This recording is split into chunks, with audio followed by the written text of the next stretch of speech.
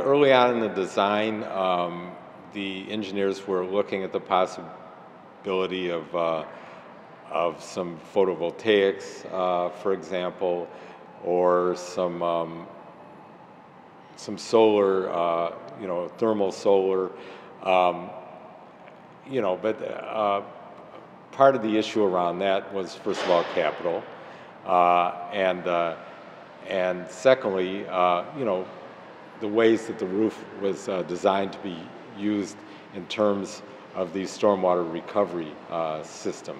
So there was a bit of a conflict that way, but mostly it was how much capital did we have to install how many different green features, and it was decided if it was one thing or another, it made more sense to do the stormwater recovery.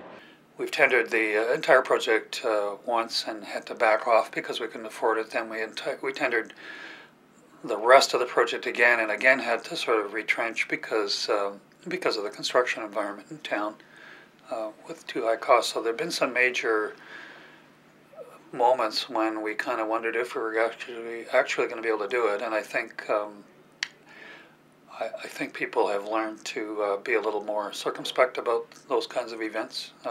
And that's been the result of seeing that, okay, if you just calm down and wait and sort of take your time and look at other options, that maybe there's a way around this. And you have a site which we cannot essentially allow water to penetrate into the groundwater system. So we have to actually keep it impervious. Well, that in itself is not an approach that one would normally take to creating a kind of natural, healthy, water system.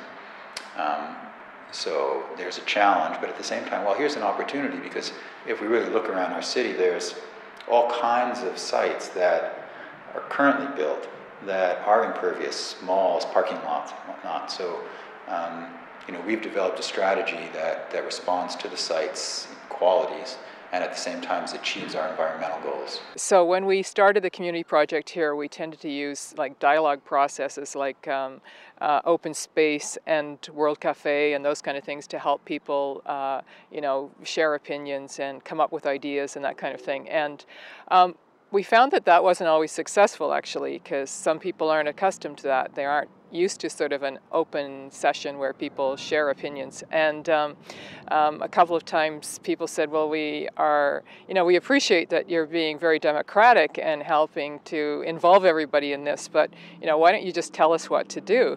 And we were quite taken aback by that. But I think it actually helped us sort of recalibrate and say, okay, let's see what else we can do.